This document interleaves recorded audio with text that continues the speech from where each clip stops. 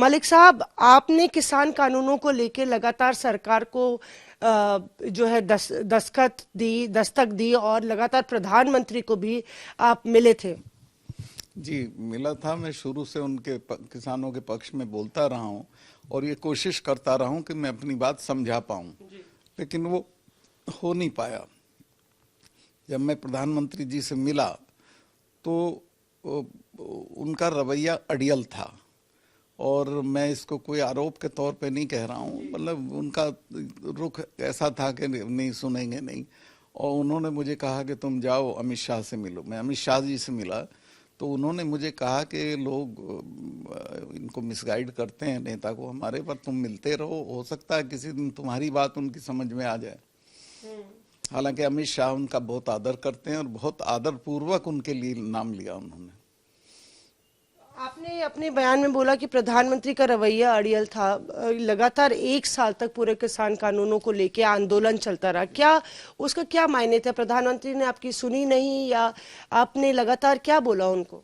मैं तो उन्हें बराबर ये कहता था इसमें आपका नुकसान हो जाएगा। एक दूसरे सिख जो हैं ये हार के जाने वाले नहीं है। तो इनके गुरु के 4 बच्चे मर गए थे तब भी उसने सरेंडर नहीं किया था। ये जब तक ये मसला हल नहीं होगा नहीं जाएंगे। इसी तरह जाटों का है, और अब तो ये दोनों मिल गए हैं, तो ये बहुत कठिन परिस्थिति है। इसमें पार्टी का नुकसान होगा। इसमें इनको 2 बातें मैंने रिक्वेस्ट की। एक तो इनके ऊपर फोर्स मत यूज करिएगा, दूसरे इनको बिना खाली हाथ मत लौटाइएगा, कुछ ले दे के इसको रफा दफा करिए। पर वो बात उस वक्त उन लोगों की समझ में नहीं आई। जब आप गृह मंत्री अमित शाह से मिले तो क्या आपको लगा कहीं ना कहीं कि प्रधानमंत्री को एडवाइस करने वाले सही नहीं? क्योंकि आपने अपने बयान में भी बोला कि जो लोग अमित शाह साहब ने भी कहा कि जो लोग उनको एडवाइस कर रहे हैं वो शायद सही से उनको सलाह नहीं दे।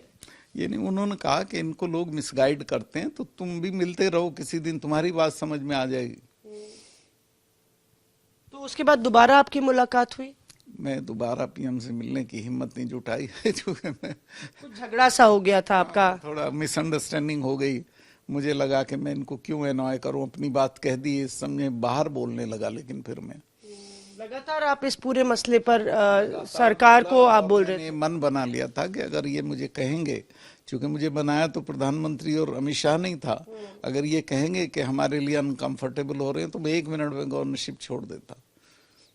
प्रधानमंत्री के बारे में आपने जो बोला उसके पीछे आपकी क्या मंशा थी? क्योंकि तमाम सवाल खड़े हो रहे हैं कि आज गवर्नर साहब ऐसा क्यों बोल रहे हैं। क्या वो इस बात से दुखी है कि उनको जम्मू कश्मीर से ट्रांसफर कर दिया गया? क्या मंशा पीछे क्या है, जनता भी जानना चाहती है, आज तक के दर्शक भी, कि क्यों आज आप देखिए, जिस दिन प्रधानमंत्री ने ये कानून वापस लिए, मैं पहला आदमी था जिसने उनकी तारीफ की, उनको धन्यवाद किया और उनका आभार व्यक्त किया। मुझे कोई उनके लिए रैंक का किसी तरह की कोई वो नहीं है शिकायत। और गवर्नर तो हटते, जब मैं वहाँ वो हो गया वो सरकार, जब उसमें कश्मीर में वो बन गई, क्या बोलते हैं उसको, प्रेसिडेंट रूल लग गया? नहीं प्रेसिडेंट नहीं, ये हाँ, तो वहाँ कैसे रह सकता था? तो कहीं आना ही था, तो मैं गोवा चला गया, गोवा से यहाँ चला आया। तो मुझे इसकी कोई शिकायत नहीं कि मैं कहाँ गया है या नहीं गया, ना मुझे उनसे कभी कोई शिकायत रही। वो होती तो मैं उनसे सीधे कहता।